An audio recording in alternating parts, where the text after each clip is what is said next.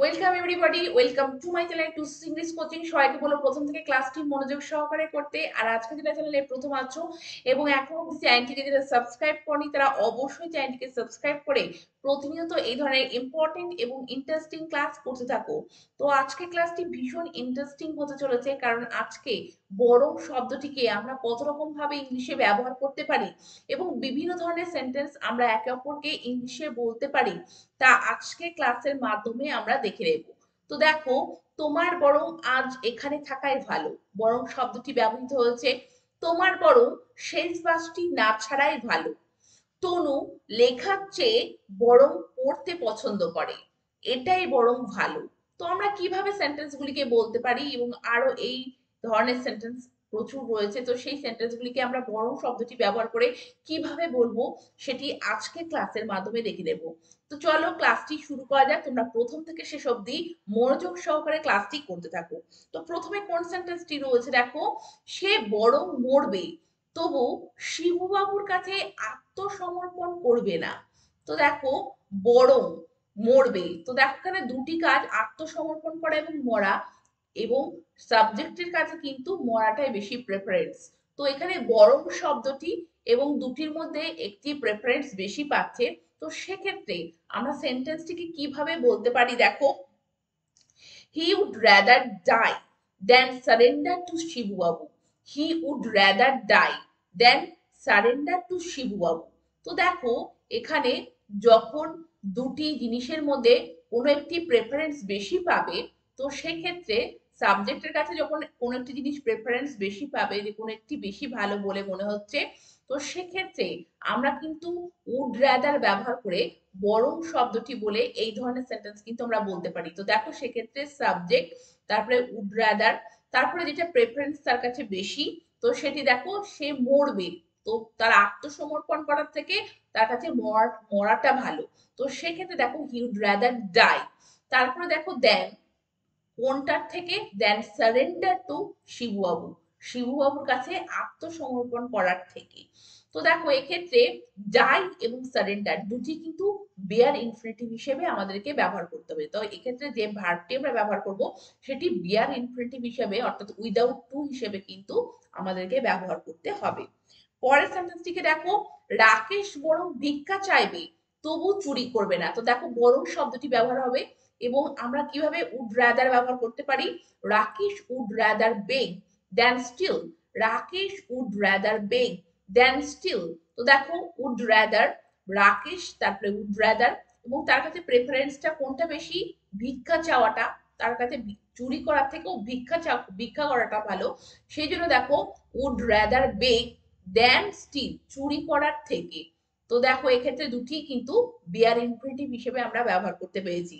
তো দুটি জিনিসের মধ্যে যখন সাবজেক্টের কাছে কোনো জিনিসটি বেশি ভালো বলে মনে হবে, সেক্ষেত্রে কিন্তু আমরা উড রাদার ব্যবহার করে এই ধরনের সেন্টেন্স কিন্তু আমরা বলতে পারি। পরের সেন্টেন্সটিকে দেখো, তনু লেখার চেয়ে বরং পড়তে পছন্দ করে। তো তার কাছে লেখার থেকেও তনুর কাছে কোনটি বেশি পছন্দ বলে মনে হয়, পড়াটা। তো সেন্টেন্সটিকে আমরা কিভাবে বলতে পারি, Tanu would like rather read than write. Tanu would like rather read than write. তো দেখো এখানে যে পড়াটা তার কাছে বেশি পছন্দ, সেই জন্য দেখো রিড শব্দটিকে আগে ব্যবহার করা হয়েছে, তারপরে কোনটির থেকে, দেন রাইট, লেখার থেকে। তো দুটির ক্ষেত্রে কিন্তু বিয়ার ইনফিনিটিভ আমরা ব্যবহার করেছি, এবং বরং শব্দটির জন্য এখানে কিন্তু প্রত্যেকটির ক্ষেত্রে দেখো উড রাদার ব্যবহৃত হয়েছে। এবার আমরা দেখব যে বরং ব্যবহারের ক্ষেত্রে আমরা আর কোন ওয়ার্ড ব্যবহার করতে পারি। দেখো, তোমার বরং আজ এখানে থাকাই ভালো। তো দেখো এখানে থাকাই ভালো বরং শব্দের ক্ষেত্রে আমরা এই সেন্টেন্সটির ক্ষেত্রে কিভাবে বলতে পারি বা লিখতে পারি দেখো, you had better stay here today, you had better stay here today. তো দেখো এখানে হ্যাড বেটার শব্দটিকে আমাদেরকে ব্যবহার করতে হবে বরং শব্দটির জন্য। তো দেখো হ্যাড বেটার দেখে তোমরা কিন্তু ভেবো না যে সেন্টেন্সটি পাস্টে রয়েছে। আমরা হ্যাড বেটার, যে কোনো কিছু ভালো বোঝানোর জন্য আমরা কিন্তু প্রেজেন্টে বা ফিউচার টেন্সে বলার জন্য হ্যাড বেটার শব্দটিকে ব্যবহার করতে পারি। হ্যাড বেটার, হ্যাড বেটারকে ব্যবহার করতে পারি এবং তারপরে যে ভার্বটি বসবে সেটি সবসময় কিন্তু বিয়ার ইনফিনিটিভ। তো দেখো, you had better stay here today, তোমার বরং আজ এখানে থাকাই ভালো। তো দেখো, এখানে হ্যাড বেটারের পরে কিন্তু স্টে শব্দটি বিয়ার ইনফিনিটিভ হিসেবে ব্যবহৃত হয়েছে। পরের সেন্টেন্সটিকে দেখো, রিম্পার বরং আজ বিদ্যালয়ে না যাওয়াই ভালো। তো দেখো, না শব্দটি আছে এবং বরং শব্দটি আছে। তো আমরা এক্ষেত্রেও যে আজকে সেখানে না যাওয়াই ভালো, এই যে না যাওয়াই ভালো বা ভালো ব্যাপারটা, এই জন্য আমরা কিন্তু প্রেজেন্ট বা ফিউচার টেন্সের ক্ষেত্রে হ্যাড বেটার ব্যবহার করতে পারি। তো কিভাবে সেন্টেন্সটিকে বলবো, Rimpa had better not go to school today, Rimpa had better not go to school today.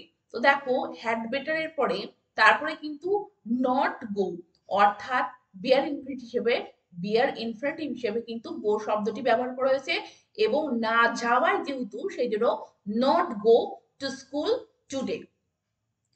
পরের সেন্টেন্সটিকে দেখো, তোমার বরং শেষ বাসটি না ছাড়াই ভালো। তো কিভাবে তোমরা বলবে, তোমরা অবশ্যই চেষ্টা করতে থাকো। তোমার বরং শেষ বাসটি না ছাড়াই ভালো। তো দেখো, you had better not miss the last bus, you had better not miss the last bus. তো তোমার শেষ বাসটি না ছাড়াই ভালো। তো কোনো কিছু না করাই ভালো বা করা ভালো। তো সেক্ষেত্রে বরং, তোমার বরং এটার ক্ষেত্রে তোমার বরং এটা করা ভালো, তো বরং এর ক্ষেত্রে এবং কোনো কিছু করাই ভালো। তো সেক্ষেত্রে আমরা কিন্তু কি ব্যবহার করতে পারি, হ্যাড বেটার কে ব্যবহার করতে পারি বরং শব্দটির জন্য, যে you had better not miss the last bus, যে তোমার শেষ বাসটি বরং, তোমার বরং শেষ বাসটি না ছাড়াই ভালো। এবার আমরা দেখব বরং শব্দটির জন্য কোন ফ্রেজ ব্যবহার করতে পারি। তো দেখো, কমল তোমার কোনো ক্ষতি করবে না বরং উপকারী করবে। তো বরং এর জন্য আমরা কি ধরনের ফ্রেজ বা ওয়ার্ড ব্যবহার করতে পারি, দেখো, কমল তোমার কোনো ক্ষতি করবে না। তো কিভাবে বলবে, Kamal will do you no harm, on the contrary he will do you good, Kamal will do you no harm, on the contrary he will do you good, Kamal তোমার কোনো ক্ষতি করবে না বরং উপকারী করবে। তো দেখো, এখানে বরং শব্দটির জন্য আমরা যে ফ্রেজটি ব্যবহার করব, on the contrary, on the contrary. পরের সেন্টেন্সটিকে দেখো, রথিন কাউকে বিপদ থেকে বেরিয়ে আসতে সাহায্য করবে না বরং একটা অপ্রীতিকর পরিস্থিতি তৈরি করবে। তো দেখো, রথিন কাউকে বিপদ থেকে বেরিয়ে আসতে সাহায্য করবে না বরং, তো বরং শব্দটির জন্য আমরা কিভাবে বলতে পারি, Rathin will not help anybody to come out of danger, on the contrary he will create an unpleasant situation. তো দেখো, রথিন কাউকে বিপদ থেকে সাহায্য করবে না বেরিয়ে আসতে, তো Rathin will not help anybody to come out of danger, বরং on the contrary he will create an unpleasant situation, বরং কি করবে, সে ক্রিয়েট করবে, সে তৈরি করবে একটা অপ্রীতিকর পরিস্থিতি, হি will create an unpleasant situation. পরের সেন্টেন্সটিকে দেখো, রামু তো নতুন কিছুই শেখেনি বরং আগে যা শিখেছিল তার অনেক কিছুই ভুলে গেছে। তো দেখো, বরং শব্দটি ব্যবহার হয়েছে, তো কিভাবে বলবো, Ramu has learn nothing new, তো রামু তো নতুন কিছুই শেখেনি, তো Ramu has learn nothing new, on the contrary বরং he has forgotten much of what he learn before, তো হি হ্যাজ ফরগটন মাচ, সে বেশিরভাগটাই ভুলে গিয়েছে সে আগে যা শিখেছিল, of what he learn before, আগে যা শিখেছিল তার বেশিরভাগটাই কি সে ভুলে গিয়েছে। তো বরং শব্দটির জন্য আমরা কিন্তু অন দ্য কন্ট্রারি এই ফ্রেজটি ব্যবহার করতে পারি। পরের সেন্টেন্সটিকে দেখো, এটাই বরং ভালো। তো সেন্টেন্সটিকে আমরা খুব সহজে কিভাবে বলতে পারি, this is better, this is better. তো বরং শব্দটি বেটার শব্দের মধ্যে লুকিয়ে আছে, দিস ইজ বেটার, এটাই বরং ভালো। তো তোমরা দেখলে বরং শব্দটির জন্য আমরা কত ধরনের ওয়ার্ড বা ফ্রেজ ব্যবহার করে বিভিন্ন ধরনের সেন্টেন্স আমরা একে অপরকে সহজে ইংলিশে বলতে পারি।